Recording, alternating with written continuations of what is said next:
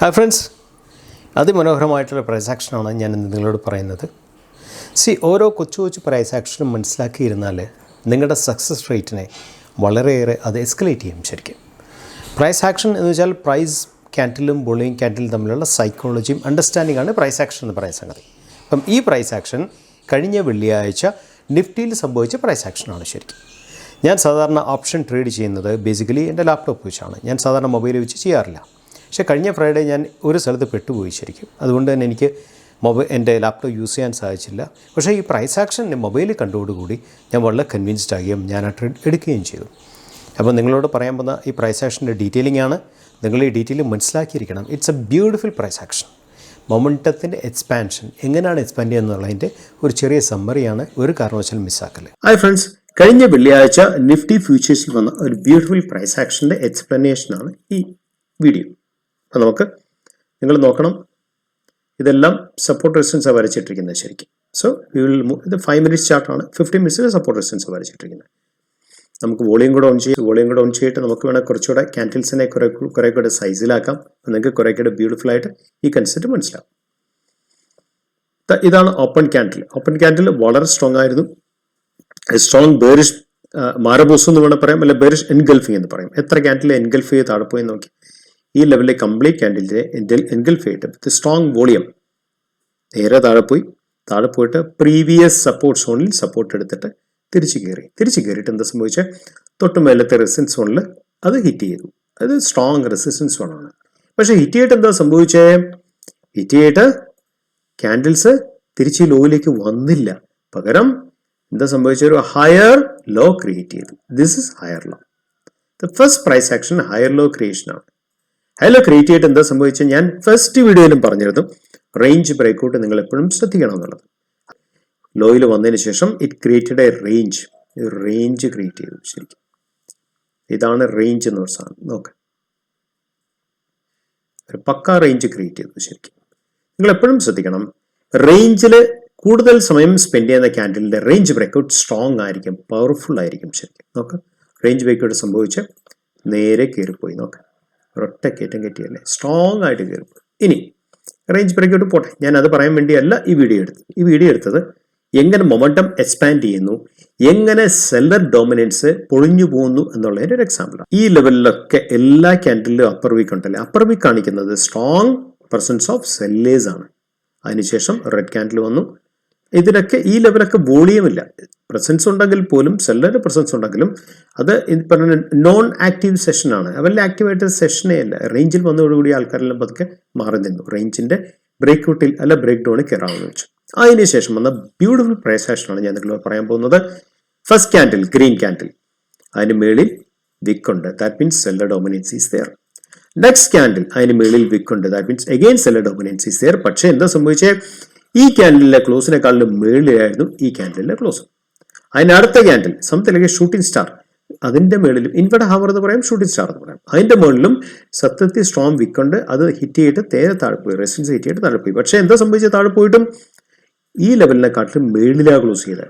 അതിന്റെ അടുത്ത ക്യാൻഡിൽ വന്നപ്പോഴത്തേക്കും നിങ്ങൾ ശ്രദ്ധിക്കണം, താഴെയുള്ള വിക്ക് സ്ട്രോങ് ആയി തുടങ്ങി. താഴത്തേക്കുള്ള വിക്ക് സ്ട്രോങ് ആയാലും അതിന്റെ അർത്ഥം എന്താ, ബയർ പതുക്കെ എൻട്രി ചെയ്യാൻ തുടങ്ങി, ഡോമിനൻസ് കാണിക്കാൻ തുടങ്ങി എന്നർത്ഥം. അപ്പം ഈ ക്യാൻഡിലും സത്യത്തിൽ ഈ ക്യാൻഡിലിനെക്കാളും മേളിലാണ് ക്ലോസ് ചെയ്തത്. So first candle second candle ഫസ്റ്റിനെക്കാളും മേളിൽ ക്ലോസ് ചെയ്തു. തേർഡ് ക്യാൻഡിൽ സെക്കൻഡിനെക്കാളും മേളിൽ ക്ലോസ് ചെയ്തു. ഫോർത്ത് ക്യാൻഡിൽ തേർഡിനെക്കാളും മേളിൽ ക്ലോസ് ചെയ്തു. അത് കഴിഞ്ഞിട്ട് സ്ട്രോങ് ഗ്രീൻ ക്യാൻഡിൽ. സ്ട്രോങ് എന്ന് പറയാൻ കാര്യം എന്ന് വെച്ചാൽ ഓപ്പൺ ലോയുമാണ്, ക്ലോസ് ഹൈയുമാണ്. ഓപ്പൺ ലോയും ക്ലോസ് ഹൈയുമാണ്. പക്ഷെ ഇവിടെ ഒന്നും വോളിയം കമ്പാരിറ്റീവ്ലി കുറവാണ്. കാര്യം ബയേഴ്സ് വെയിറ്റ് ചെയ്ത് നിൽക്കുക. എന്തിനാ, ഈ ഒരു സോണിൽ ബ്രേക്ക്ഔട്ട് കിട്ടിയാൽ ചാടി പിടിക്കാനായിട്ട് വെയിറ്റ് ചെയ്ത് നിൽക്കുകയാണ്. ആ സമയത്ത് പോലും ബയറിന്റെ കളർ കാണിക്കാൻ തുടങ്ങി, ഓപ്പൺ ലോയും ക്ലോസ് ഹൈയുമായിട്ട്. സോ ഈ 5 ക്യാൻഡിലും സക്സസീവായിട്ട് വരാൻ നേരത്ത് ഓരോ ക്യാൻഡിലിന്റെയും ക്ലോസിംഗ് തൊട്ട് മുമ്പത്തെ ക്യാൻഡിലിന്റെ ക്ലോസിനെക്കാളിലും മേളിലാണ്. അതൊരു ബ്യൂട്ടിഫുൾ പ്രൈസ് ആക്ഷനാണ്.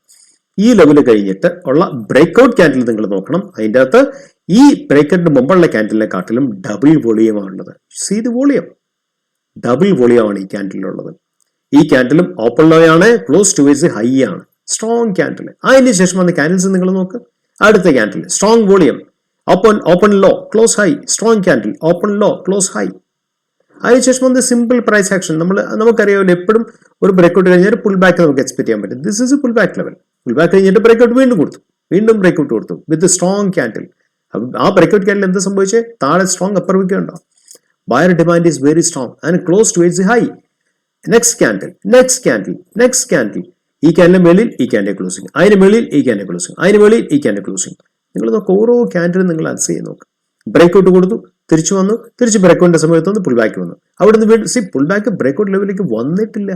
വരാത്ത കാര്യം വെച്ചാൽ price action, buyers are so demanding, so strong. ആ പുൾ ബാക്ക് ലെവലിൽ വരുന്നതിന് മുമ്പേ നേരെ കയറ്റി കിട്ടുകയും. അപ്പൊ നിങ്ങൾ ആലോചിക്കണം, ഇങ്ങനെയാണ് മൊമെന്റത്തിന്റെ എക്സ്പാൻഷൻ നടക്കുന്നത്. ഓരോ ക്യാൻഡിൽ ബൈ ക്യാൻഡിൽ അനലൈസ് ചെയ്യുമ്പോൾ ഒരു ക്യാൻഡിൽ തൊട്ടുമുമ്പത്തെ ക്യാൻഡിലെക്കാളും മേളിലാണോ താഴെയാണോ ക്ലോസ് ചെയ്തത്? ഈ ക്യാൻഡിൽ നോക്ക്, higher high higher low, higher high higher low, higher high higher low, higher high higher low, higher high higher low, higher high higher low, higher high higher low. Expansion of മൊമെന്റത്തിന്റെ expansion ആണ് നമ്മൾ price ആക്ഷനിൽ കൂടെ മനസ്സിലാക്കുന്നത്. ശരി, ഇതാണ് റിയലായിട്ട് നമ്മൾ trade ചെയ്യാനും ട്രേഡിൽ നിൽക്കാനും സഹായിക്കുന്ന വലിയൊരു ഘടകം. ക്യാൻഡിലിന്റെ വോളിയം പ്രൈസ് ക്യാൻഡിൽ തമ്മിൽ എന്ത് ബന്ധമുണ്ട്? അത് തരുന്ന ഒരു സൈക്കോളജിയുണ്ട്, അത് പറയുന്ന ഒരു മീനിങ് ഉണ്ട്. ആ മീനിങ് മനസ്സിലാക്കാൻ സാധിച്ചാൽ ഒറ്റ ക്യാൻഡിൽ അനലൈസ് ചെയ്ത് ഒരിക്കലും മീനിങ് എടുക്കാൻ പാടില്ല. 2-3 ക്യാൻഡിലിന്റെ കോമ്പിനേഷൻ അനലൈസ് ചെയ്യാൻ നമുക്ക് എക്സാക്ട് മീനിങ് കിട്ടത്തുള്ളൂ വിത്ത് റെസ്പെക്ട് ടു വോളിയം. അപ്പൊ നമുക്കൊരു ഐഡിയ കിട്ടും. യെസ്, എന്താ കയറി പോണു, ഇവൻ ഈ ലെവലിൽ ബ്രേക്ക്ഔട്ട് കൊടുത്താൽ സ്ട്രോങ് വോളിയം വന്ന് അവിടുന്ന് ഒരൊറ്റ കയറ്റം കിട്ടുന്നുള്ള ഒരു അനുമാനത്തെ നമുക്ക് എത്താൻ സാധിക്കും. ആ ലെവലാണ് ഇത്. അതിനുശേഷമുള്ള സ്ട്രോങ് ക്യാൻഡിൽ നോക്കുക, വോളിയം നോക്കുക. പിന്നെ വോളിയത്തിന്റെ 4 ക്യാൻഡിൽ വോളിയം ക്ലസ്റ്റർ ആണ് ഡെവലപ്പ് ചെയ്തിരിക്കുന്നത്. ക്ലസ്റ്റർ മീൻസ് കണ്ടിന്യൂസ് ആയിട്ട് സ്ട്രോങ് വോളിയം ക്ലസ്റ്റർ. അതാണ് എനർജി ഓഫ് ദി സ്റ്റോക്ക് എന്ന് പറയുന്ന സാധനം, അല്ലെ എനർജി ഓഫ് ദി ഇൻഡെക്സ് എന്ന് പറയുന്ന സാധനം. നിങ്ങളുടെ ട്രേഡിംഗ് സ്ട്രാറ്റജി എന്തുമായിക്കോട്ടെ, അതിന്റെ കൂട്ടത്തിൽ നിങ്ങൾ ഈ കൊച്ചു പ്രൈസ് ആക്ഷൻ നിങ്ങൾ ആഡ് ചെയ്യുവാണെങ്കിൽ നിങ്ങളുടെ സക്സസ് റേറ്റ് നിങ്ങൾക്ക് ഹ്യൂജ്ലി ഇംപ്രൂവ് ചെയ്യാൻ സാധിക്കും. ഫ്രണ്ട്സ്, നിങ്ങൾ ഈ വീഡിയോ മനസ്സിലാക്കുന്നത് ഞാൻ വിശ്വസിക്കുന്നു. ഓരോ പ്രൈസ് ആക്ഷൻസും നിങ്ങൾ മനസ്സിലാക്കിയാൽ, അത് നിങ്ങളുടെ പ്രീവിയസ് ചാർട്ട്സിൽ നിങ്ങൾ അതുപോലത്തെ സ്റ്റേജസ് കണ്ടുപിടിച്ചാൽ നിങ്ങളുടെ ഫ്യൂച്ചർ ട്രേഡിനെ definitely this going to enhance. അതിൻ്റെ ഒരു സംശയമില്ല. കാരണം ലേണിംഗ് ആണ് ഫൈനലി നമ്മുടെ സക്സസ് ആയിട്ട് വരുന്നത്.